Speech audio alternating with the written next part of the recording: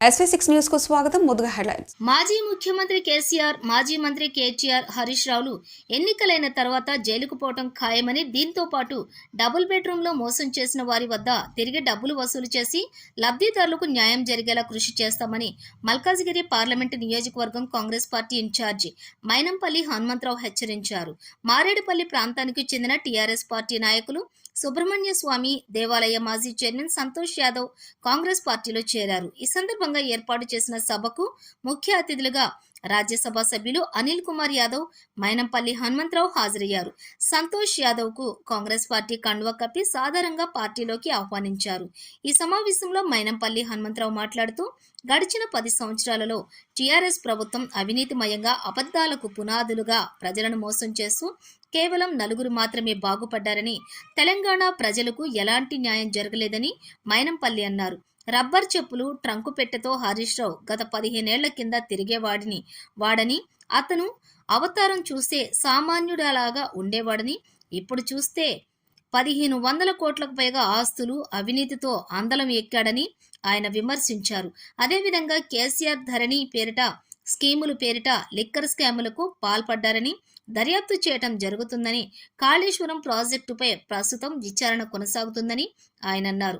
ముఖ్యంగా తాము అమలు చేస్తున్న సంక్షేమ పథకాలు, కాంగ్రెస్ పార్టీ చేపట్టిన అభివృద్ధి పథకాలు ప్రజలు ఎంతో ఆకర్షిస్తున్నాయని, వాటి ద్వారా కాంగ్రెస్ పార్టీ ఆశయాలు, సిద్ధాంతాలు, లక్ష్యాలు మెచ్చుకొని అనేక మంది పార్టీలో కూడా చేరుతున్నారని అన్నారు. ఎక్కువ సమయం తీసుకోలేదు. ఈ రోజు ముఖ్యంగా సంతోష్ యాదవ్ అంటే నాకు మొట్టమొదటి నుంచి చిన్నతమ్ముడు. నేను అమెరికా నుంచి వచ్చినప్పటి నుంచి కూడా నన్ను ఫాలో అవుతా ఉంటాడు.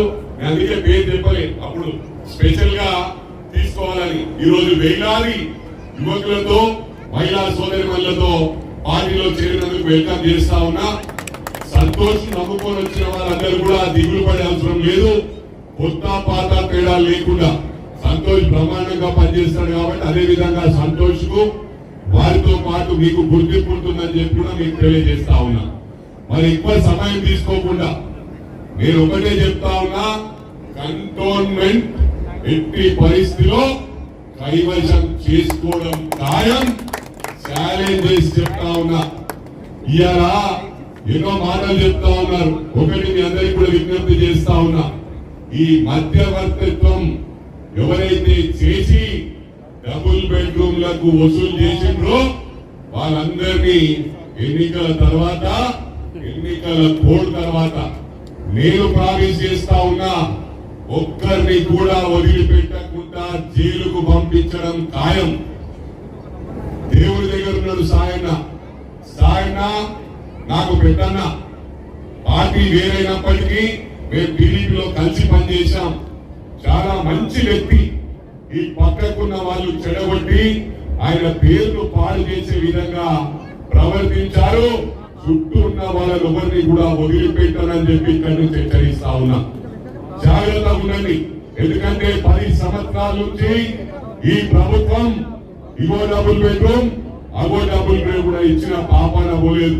నిన్న కొంగకాల మంచి సిరిపెట్టుకెళ్ళి మాట్లాడుతూ ఇంద్రామేం చేసిందని.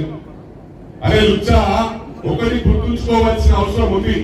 నువ్వు అడ్రస్ లేదని ఎక్కడికి వెళ్ళి వచ్చినావో ట్రంక్ డబ్బా పట్టుకొని వచ్చింది ప్రజలందరికీ కూడా తెలుసు. నీ చరిత్ర చెప్పాలంటే ఫస్ట్ జైరాబాద్ లో పాలిటెక్నిక్ చేసావు. అక్కడ అడ్మిషన్ వచ్చినప్పుడు రబ్బర్ చెప్పులతో ట్రంక్ డబ్బాతో వచ్చినావు. ఇలా ఇందిరాగాంధీ గురించి మాట్లాడే నైతిక హక్కు లేదు.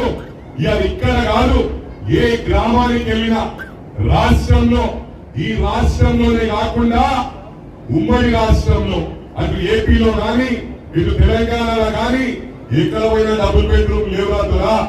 మీరు చెప్పిన అన్ని పూటక పాటలు 10 సంవత్సరాల నుంచి డబుల్ బెడ్రూమ్ ఇస్తామని నానబెట్టి మీరు పడగొట్టింది ఏమి లేదు.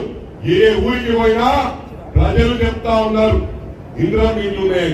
ఇలా ఏ గ్రామానికి వెళ్ళినా, సిటీలో ఏ అంబేద్కర్ కాలనీకి వెళ్ళినా ఇందిరాగాంధీ గురించి మాట్లాడే నైతికత ఎక్కడ ఉంది రా నాయన?